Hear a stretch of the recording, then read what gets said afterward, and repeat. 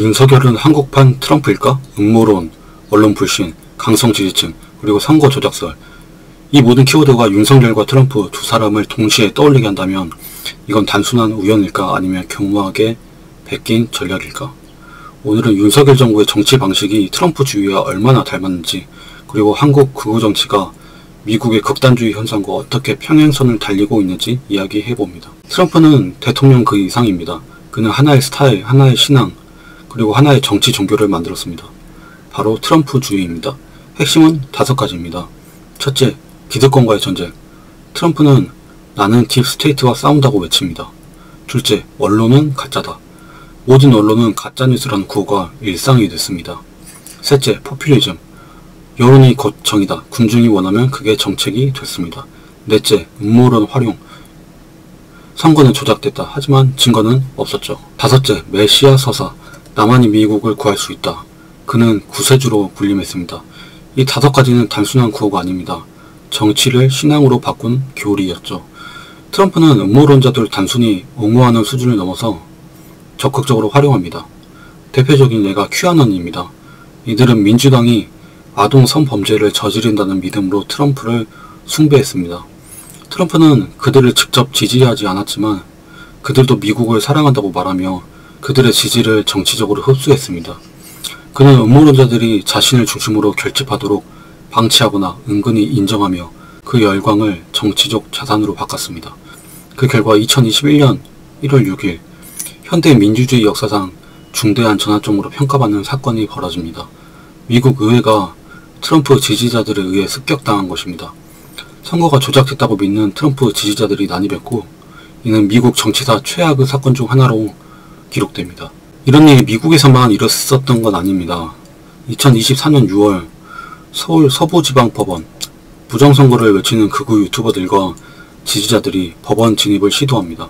심지어 조폭들도 법원이나 검찰청을 공격하는 미친 상상은 절대 하지 않죠. 하지만 이들은 실제로 그것을 시도했습니다. 그만큼 음모론이 사람들의 상식과 경계를 무너뜨렸다는 방증이죠. 그들은 2022년 지방선거와 2024년 총선이 조작됐다. 선관위, A웹, 민주당, 언론, 대기업, 외국 세력 이렇게 다 연계되어 있다 주장합니다. 실제로 음모 구조들을 만들어 퍼뜨리기도 했습니다. 미국의 큐아논처럼 적을 상상하고 연결해 음모의 지도를 만듭니다. 핵심은 우리는 깨어있는 소수고 나머지는 공범이라는 세계관입니다. 한국에는 큐아논이라는 이름이 거의 알려지지 않았지만 정보 유통 방식이나 적 대상을 상정하는 서사 구조는 정말 놀라울 정도로 유사합니다. 그렇다면 윤석열은 이 흐름과 무관할까요? 그렇지 않습니다. 검사 출신 엘리트지만 정치에서는 트럼프와 유사한 전략을 사용합니다. 첫째, 기득권 적대 프레임. 트럼프는 딥스테이트와 싸웠고 윤석열은 검찰개혁 세력을 적폐라 규정합니다. 둘째, 언론 불신 조장. 트럼프는 가짜뉴스, 윤석열은 기레기, 언론 카르텔을 말합니다. 셋째, 극렬 지지층 동원. 트럼프는 마가, 윤석열은 균 어게인 세력을 형성했습니다. 넷째, 음모론 방조. 트럼프는 큐아논을 얼버무렸고 윤석열은 부정선거 담론을 명확히 부정하지 않습니다. 2024년 12월 실제로 계엄령이 선포되고 군 병력이 국회와 상권위에 투입되었습니다. 이 전례 없는 조치는 국내외 언론에서 큰 충격으로 보도되었고 정치권 역시 여야를 막론하고 강한 우려와 비판을 쏟아냈습니다.